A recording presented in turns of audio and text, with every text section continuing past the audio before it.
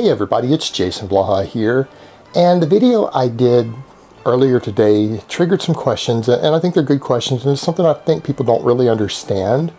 And that question was, when I made the statements about how easy it is to get through the drug testing in any natural bodybuilding federation, there were questions of, well, why doesn't natural bodybuilding make it tougher to get through? You know, and to be honest here, guys, I'm going to give you guys a very honest, brutally honest answer, and it's not going to be picking on the federations or the owners of those federations in any way. It's just the honest truth.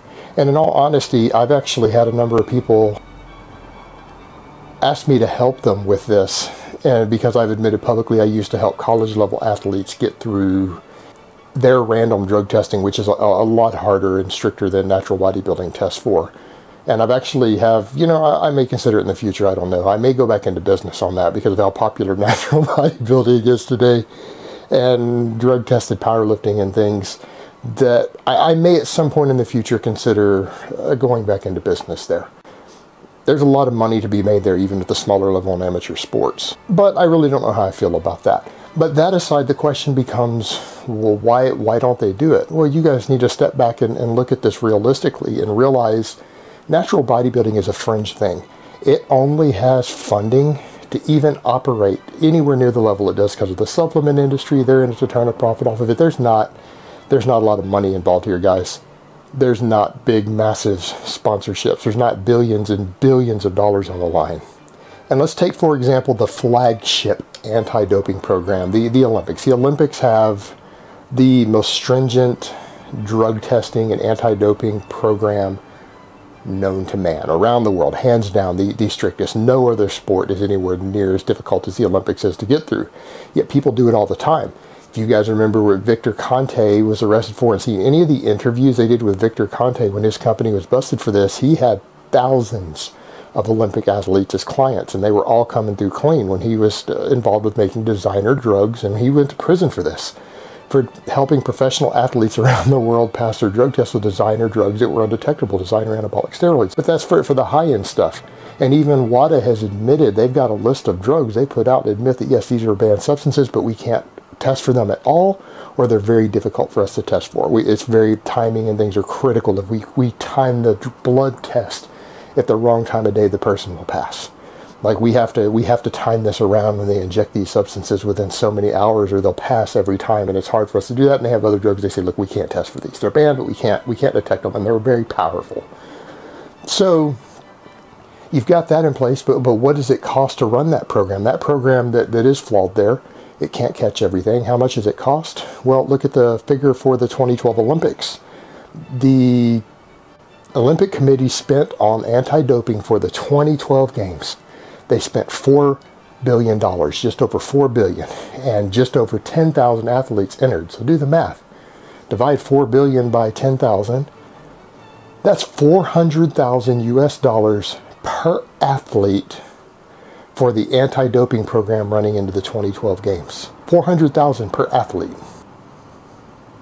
And on top of that, it wasn't even that effective because that was just to run the 2012 level technology.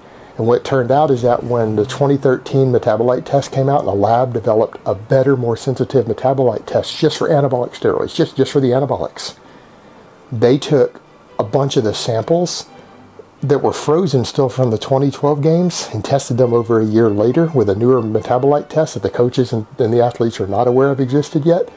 And they got over 200 positives off of clean urine samples for purely anabolic steroids. And a lot of it was like turinabol, which is very easy to slip through testing. So with just a more sensitive metabolite test, over 200 urine samples from over a year ago came up dirty for anabolic steroids. And because they were over a year later, newer tests, they were not allowed to pull the medals or the records or anything of those athletes.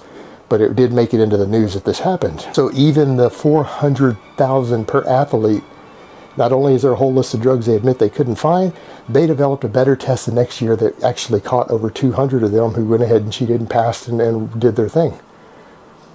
So even the $400,000 per athlete program is full of flaws and loopholes that can be gotten around. There is no natural bodybuilding federation anywhere in the world that I'm aware of that spends $400,000 on anti-doping for its entire federation, let alone per athlete. That's what it costs to run a comprehensive anti-doping program. There isn't that type of money in natural bodybuilding. It's fringe. It has a small following. Nobody really cares about it outside of this little community. No one else in the world even gives a fuck about it or even knows it exists. So why don't they do it? You know, to be honest with you, I think that a few of the federation owners or the CEOs and things of these federations, if it could be done, they would love a more comprehensive doping program. But nobody, there's not enough money, nowhere near enough money to fund even 1% of the effectiveness of the very flawed level testing they did for the 2012 games. So you just can't do it. The money isn't there. All right, guys, that's really all I have to say on that today. I hope it has been informative, and I will talk to you guys next time.